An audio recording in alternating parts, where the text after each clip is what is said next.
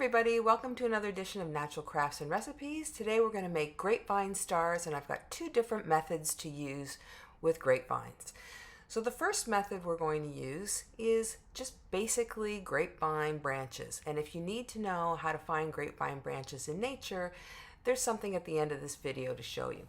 But basically, depending on the diameter of your grapevine star, I just took grapevine branches and clipped them. These are about 21 inches long.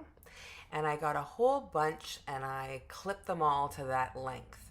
Now for each arm of the star, I used about 5 branches, but if you want a really thick star, you can use 10 branches. It's just a little easier using 5 for the demonstration. So now all I do is I use crafting wire and I tie off the branch bundle, and I do it at the top and in the middle and also at the bottom. And this way it makes it really easy to work with because we're going to be moving them around quite a bit and flexing them. So this really helps to tie them off. So basically you're going to need 5 of these bundles for your star. So as soon as you've got 5 bundles and they're the same length, then we're going to start with our frame. So the first 2 go together and it almost looks like the letter A. And now we're going to add our 3rd branch bundle to really make it look like an A and tie off those joints. And you can see I've put them a little farther up. It's not really in the middle of the other branches, it's a little higher up. So tie those off and then get your 4th branch bundle and tie it to the left end of that top arm. And again, don't worry about how neat or tidy it is because we're going to clean it up. And then you tie it to the bottom of your right arm of that A. Get your last bundle. I like to flex them because then I can push it through and it makes it lie a little bit nicer. But you can see I've kind of put it in between those 2 arms. And then you're going to tie off both corners. So the remaining corners, tie those off, and then I actually make sure that I tie off the joints as well, because the ones where things are starting to move in the middle, I tie off those joints, you see there. And then again, it's just twisting the wire, clipping it, and now I cut the ends off to make it look like a true star.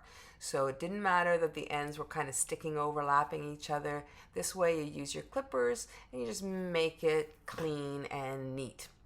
And I also had some yellow willow and some dogwood branches, which you can use as well, or you can even add them just onto your star for an extra color pop. But what I wanted to do with this one is add some berries. Now, if you're out on a nature walk and you find some berries, just clip them off, bring them back with some evergreen branches, and make a few little branch bundles. So with these, I just pull the evergreens off the bottom of the stem so there's still a stem part, and then I add some layers of evergreens together. And then I grab my berries, anything that I found. You might find red berries or white berries, but I add these as well to the bundle, and then again just use your wire to tie them into a little bundle. And I made 5 bundles so that I could put 1 bundle on each end. Just a little tip to keep your berries preserved: if you hit them with a little bit of hairspray, it's almost as if it seals them so that they're not going to deteriorate. Now I wanted to add some pine cones to the corners, and that way it kind of hides those corner bits. So you could use anything. You could use ornaments or ribbon or anything that you want for the ends to kind of hide them. And then finally what I did is I added some ribbon and also some bells. So it just turns out so cute. Now for the second method, I'm using an entirely long strip of branches. I left the tendrils on, those curly bits, to make it look really, really neat. Just tie them off at the end, and then in segments, I also did 1 tie. So everywhere where we're going to bend it as a corner, I tied it off. So it was about 1.5 feet. And then I tied it off, and then I bent it so that that's going to be an end. So we're going to use pretty much the same philosophy as we used in the first one. We're going to have that kind of A-frame, but this time we take the branch from the bottom and then we pull it up so we've got that angle going, and then pull the entire branch bundle across the top of the A. So that's where you're going to need a little bit of manipulation with your hands. And then you're going to pull it down through and under and through, and then that way you've got that nice star shape. Now, we haven't tied anything off, so it takes a little bit of maneuvering, but basically once we get that shape set, then we can start making all the joints connected. So you can see how I then wrapped and tied off all of the joints. So it's one long piece instead of 5 different branch bundles. And it kind of has a nicer, softer corner to each of them. So you can see there's 2 ways to make them. And at the end of the video, I'll show you how to find grapevines in nature. And don't forget to subscribe and hit that like button, because we've got amazing natural crafts for you to try all seasons through the year.